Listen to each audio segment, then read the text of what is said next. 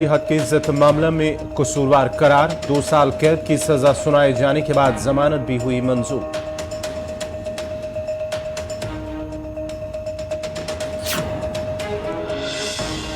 Opposition जमातों को मुट्ठी धोने की जरूरत, मजहब के नाम पर अवाम को तकसीम करने की कोशिश, इंतखाबात में ईवीएम से वोटों में धांधली करने की जाएगी कोशिश। डॉक्टर फारूक अब्दुल्ला।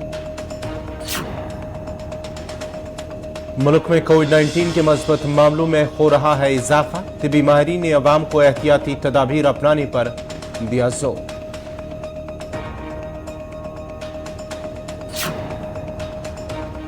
नई तालीमी पॉलिसी के तहत पुलवामा में अयाज को अपॉइंटमेंट लेटर की गई तकसीम, अयाज का क़याम अमल में लाने का मकसद केजी क्लासेस को बनाना है कामयाब, सीईओ पुलवामा। और इकबाल कॉलोनी बारामूला की आग मुतासरीन का इंतजामिया के खिलाफ नाराजगी का इजहार, कहा इंतजामिया ने आग मुतासरीन को नहीं किया फराहम कोई मुआवजा।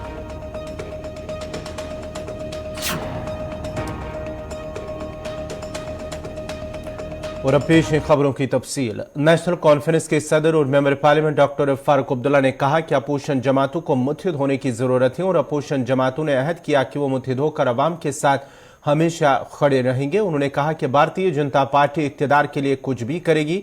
इन बातों का इजहार उन्होंने पैंथर्स पार्टी की जानिब से उधमपुर में मनाए गए यौम तअसीस प्रोग्राम में खिताब करते हुए किया।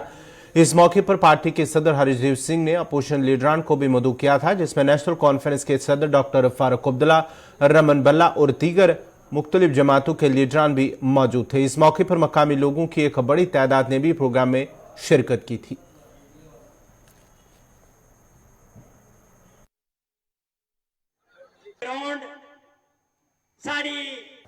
मैं आपसे वादा करता हूं और माला ये सुनना, हमारी एकता में कभी भी कोई भी रुकावट नहीं आएगी। हमने जो कदम उठाया है, वो कांग्रेस हो, मैं हूं, हर्षदेव हो, दूसरी जमातें हैं, हमने ये वादा किया है अपने उस खुदा के सामने कि हमने लोगों के लिए जीना है और लोगों के लिए मरना है और इकट्ठे रहकर हमने चलना है। और वो अगर वक्त आया तो भीम सिंह जी का, प्रोफेसर भीम सिंह का सबसे बेहतरीन मुजस्मा हम जम्मू में खड़ा करेंगे। तो लोग याद रखें इस आदमी को जिसने कुछ भी अपने लिए नहीं। कौन? इम्तिहान आने वाला है, इम्तिहान दूर नहीं रहेगा। पैसा इतना आएगा, मैं आपको क्या कहूं, पानी की तरह पैसा बहाया जाएगा। हमारी माँ बहनों को मंदिर मंदिर मंदिर की बात की जाएगी। हो सकता है राम जी का मंदिर भी उसी दिन उसका फीता काटेंगे।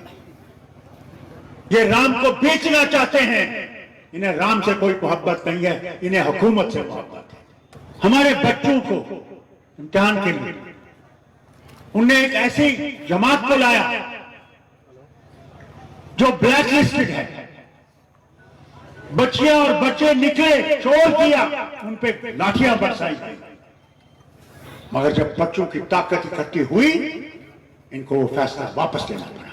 ये है आपकी ताकत। इनके वर्कर से कहता हूं, छोटे जवानों से, उस मशीन को देखना, कहीं ये ना हो तुम हाथ का वोट डालो या पैंथर का वोट डालो या नेशनल का वोट डालो, हल्का, वहां फूल का वोट निकलता है। उस मशीन में ऐसा भी किया गया है, ये हमने खुद देखा है। जब ये मशीन पहली दफा आई, मैं वजीर आला था, तो मेरे वजीर थे एजुकेशन शफी साहब, उन्होंने इलेक्शन कमीशन के साथ से कहा इसमें चोरी हो सकती है। तो इलेक्शन कमीशन का आदमी हैरान हो गया। उससे फिर पूछो क्या हो सकती है? हाँ हो सकती है। जो आदमी वहां बैठा है वो उसमें चोरी कर सकता है। भाइयों, मैंने खुद देखा, खुद वजीर आला होके मैंने देखा। डोडा के गांव में गया, हेलीकॉप्टर से उतरा, मैंने देखा वहां कोई भी आदमी नहीं है। मैंने कहा क्या हो गया, कि वोट ही दे रहे हैं। मालूम हुआ, मैंने कहा अच्छा चलो आगे चलते हैं, वहां दुकान है, उसमें थोड़ी सी चाय पी। मैं पहुंचा वहां, वो दुकानदार और उसकी बीवी इस तरह घबराए हुए थे कि मुझे देख के उनको तो मैं समझता हूँ होश हवास में हो गए थे। मैंने कहा बैठो, मुझे चाय का एक प्याला पिला दो। खामोशी से मैंने उनसे पूछा, ये लोग कहाँ गए? उन्होंने कहा जनाब, यहाँ पे फौज ने कहा खबरदार इधर मशीन के पास आए हम टांगे तोड़ देंगे। भाई लोगों, इसके लिए तैयार रहना। अगर तुमने अपनी हुकूमत बनानी है और अपनी लाज को वापस लाना है तो फिर अपनी जान को भी अगर कुर्बान करना पड़े वो भी नहीं छूटना। मुल्क में कोविड-19 के मामलों में हो रहे इजाफे पर वादी के मशहूर पल्मोनोलॉजिस्ट डॉक्टर नवीद नजीर शाह ने कहा है कि लोगों को घबराने की कोई जरूरत नहीं है, जबकि आवाम को चाहिए कि वह एहतियाती तदाबीर इख्तियार करे। उन्होंने कहा कि रोजा रखने से पहले सांस की तकलीफ के मरीज पहले डॉक्टर से रजू करें।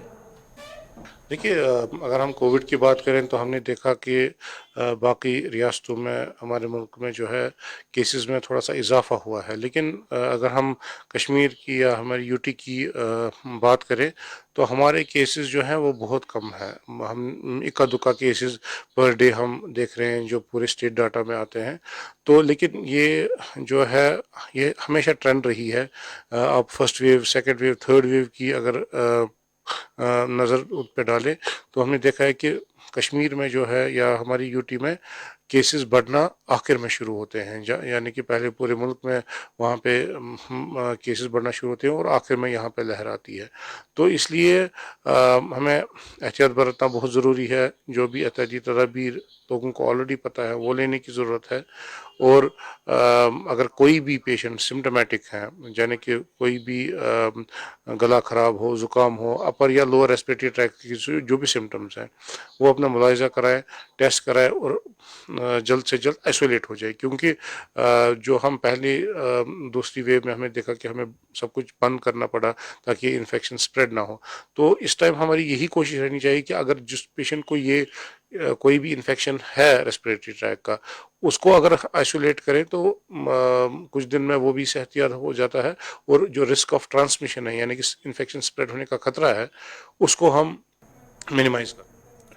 नाजरीन, खबरनामा जारी रहेगा। यहाँ पे छोटा सा तिजारती वक्फा।